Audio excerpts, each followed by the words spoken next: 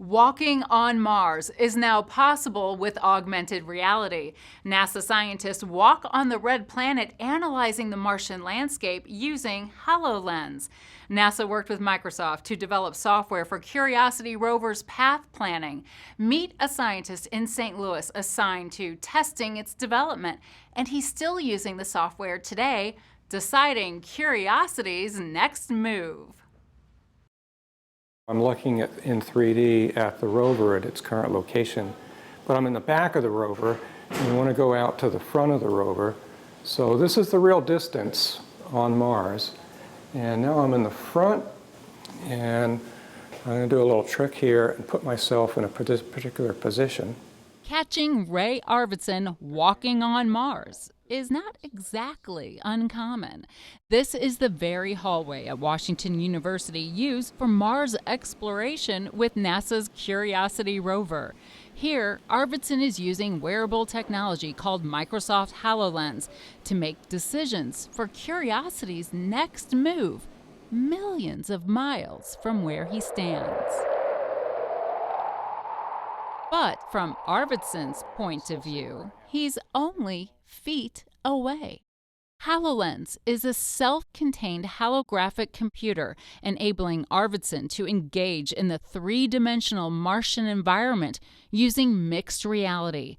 Mixed reality creates a world in which real and virtual objects interact, putting him right there with Curiosity, as he should be. He is the senior Curiosity surface property scientist. He is the lead. Sure, university flooring is under his feet and he's closed in by walls, but with HoloLens, you can still see the walls and anyone approaching you, so you don't run into anything. But your eyes are clearly focused on Mars, as if the surroundings you see here don't matter. So I'm now positioned so I can see the Langley Drive, and I'm looking up at Mount Sharp and then back at the rover. And we're going to drive maybe 10 meters or so. So I'm going to actually walk the scene and look at the rocks. And we want to avoid the sharp rock, so I'm going to note that that's a sharp rock to avoid. Our earthly cameras can't possibly capture the virtual Martian world Arvidson is now seeing and experiencing in 3D and high resolution. We can only follow along in the hallway. We can't see why his arm is outstretched or how he's using his finger to manipulate his positioning and data entries. I can put myself about 10 meters away from the rover. Only a few people in the world experience Mars this way, and it's considered mind-blowing. Two emotions. One was, gosh, this is how it really looks on Mars. Secondly, which was even more exciting, these are mud cracks, and I'm standing back at 3 billion years ago. I can imagine that this was a shallow lake where the water was evaporating, making the cracks. He says HoloLens allows him to perform his job better than before. Software called OnSight is creating the 3D simulation, providing tools for science operations exclusive to Curiosity. HoloLens and OnSight have become vital to path planning. I'm the person who works with the engineers to get them to understand terrain properties and and whether or not it's safe to deploy the robotic arm, and also to pick the best path to get to where they want to go. Arvidson served as advisor, testing the new software in all stages of development. As a tester, I had a lot of comments in terms of, hey, you ought to do this, you ought to do that. So I worked both with Microsoft and JPL to lead to a whole set of new releases of this software. What I'm seeing right now is made possible with OnSight software. OnSight is a tool developed by NASA's Jet Propulsion Laboratory in collaboration with Microsoft. OnSight processes the images taken by Curiosity, making them viewable through HoloLens. And this is hot off the press, just like 30 seconds old. OnSight is also combining Curiosity's images on the ground with images from Mars Reconnaissance Orbiter.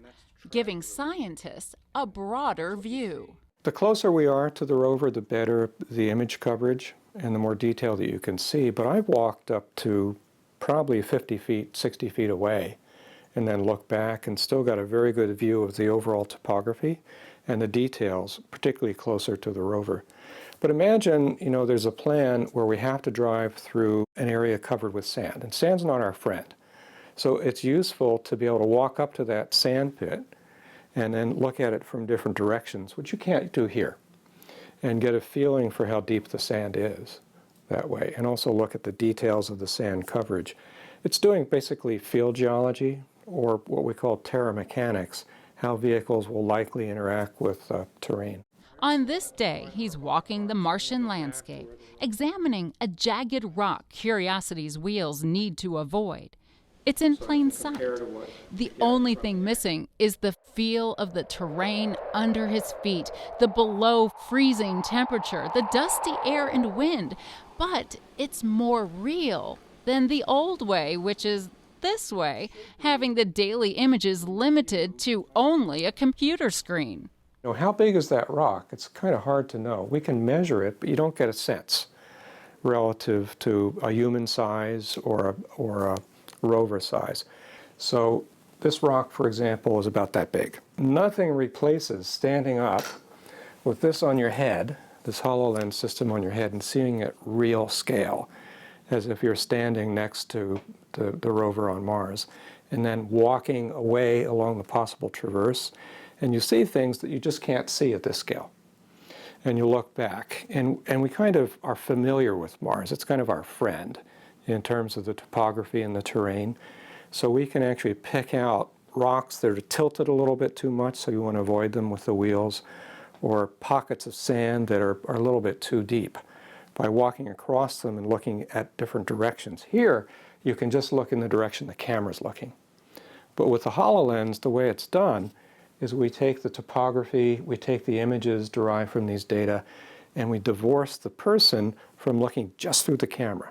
So you can walk around and look at features from different directions, and that's really powerful.